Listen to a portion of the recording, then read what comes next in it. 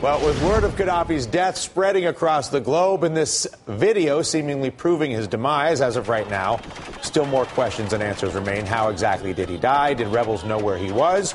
Or was it luck? And who ultimately made the decision to kill the man? And perhaps the biggest question as rebel troops celebrate is what's next for a people whose binding tie was freeing themselves from Gadhafi's rule. And for more on all of it, we bring in our specialist, former ambassador to Morocco and former White House advisor to the Middle East, Mark Ginsburg. Mark, let me paint you the rosiest scenario I can conjure, and you can tell me how far away I am. 22% of all of Italy's oil comes from Libya.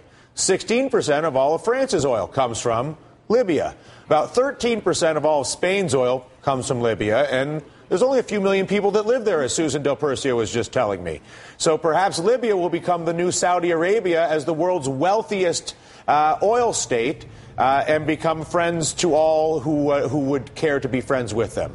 How far away from any sort of a reality of even a nation is this country, let alone a wealthy and powerful oil nation that is loved by the world? Dylan, before Gadhafi, there was a king. His name was Idris. He was the leader of that country until Gadhafi overthrew him in the late 60s. Libya sits on the Cadillac of crude. Low sulfur content, not a lot of refinery requirement. Everybody wants the Libyan oil. It is the third largest reserve in Africa. And there's only 6 million people. Do the math. 6 million divided by $68 billion in revenues, and you got a lot of money that can trickle down to that population. Susan, go ahead.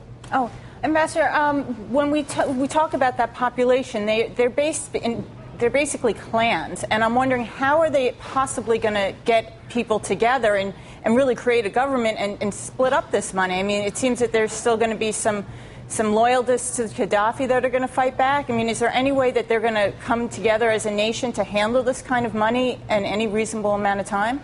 It all depends on whether or not this Transitional National Council has a leadership that emerges that is respected by all of these clans and tribes. The country, as you rightfully point out, has 41 tribal leaders, all of whom probably want to get their hands on some of that money from the oil revenue. And we know through history that leaderless democratic revolutions don't succeed. So how the leadership in the guise of the current interim leader, Mustafa Jalil, who is very well respected, how the militias disarm, whether or not Libyans can transform this anti-Gadhafi euphoria into a pro-Libya movement that is patient. Remember, you know, the biggest problem is that the Libyans face right now is what I was supposed to meet with the Libyan ambassador before Gadhafi's capture, and that is what they need now more than anything. They need medical help. Their hospitals are overflowing with patients who are wounded, who've lost limbs. You know, if the interim government does not show that it can get to the Libyan people the urgent support they need, you can watch what will happen. It'll be sort of Islamic charitable organizations proliferating around the country. Karen, go ahead.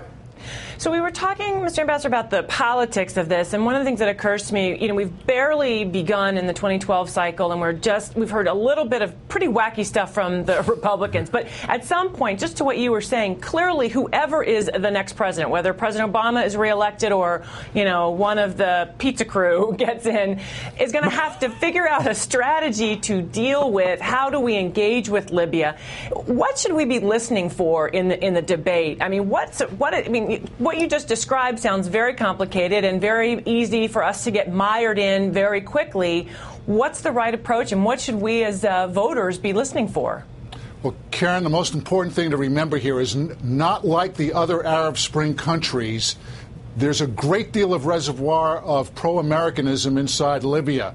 People there do really appreciate the role that the United States played. And what they need is stuff that we're really good at. Organizing political parties, establishing municipalities. I'm making a shameless plug. I just wrote a piece on the Huffington Post on what the Transitional National Council needs. They need sort of a New Deal infrastructure reconstruction plan and vocational training for the young people. These are the type of things that the Americans can provide without having to put boots on the ground. We can be paid for it. The American taxpayer will not be out of any money if we do it right, because that's what the Libyans want from us. Jimmy? Ambassador, you just said some very, very interesting things. You talked about hospitals repairing their soldiers over there who've lost arms and limbs and legs and all these different things that they would probably need in Libya domestically. I would suggest to you that in the United States, we need hospitals. And I would suggest to you that we need infrastructure spending. And I would suggest to you, and I'm not a xenophobe. I'm not. Dude, I swear I'm not. I like the world. We're just a little tiny speck in it. But don't you think that since President Barack Obama has pretty much ridded the world of just about every damn terrorist out there, that perhaps now we could probably focus here and look at what our needs are? Again, I'm not a xenophobe. I'm just thinking outside the box. Jimmy, this is jobs for Americans. We're not talking about foreign aid and taxpayer-funded money where we're basically in a zero-sum game and Americans lose because Libyans win. The Libyans have money to hire Americans and hire American companies to do work that they right now are very good at. We know how to build hospitals. We know how to provide medical care and to provide that type of training.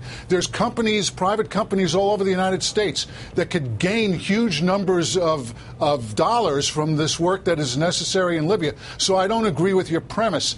We can actually do better as a result of what the Libyans need rather than have to provide foreign assistance to a country that can ill afford it. Remember, Jimmy, Libya is one of the wealthiest countries in the world. They can pay for what the United States taxpayer doesn't have to pay for. Then I'll meet you halfway. Let's do both.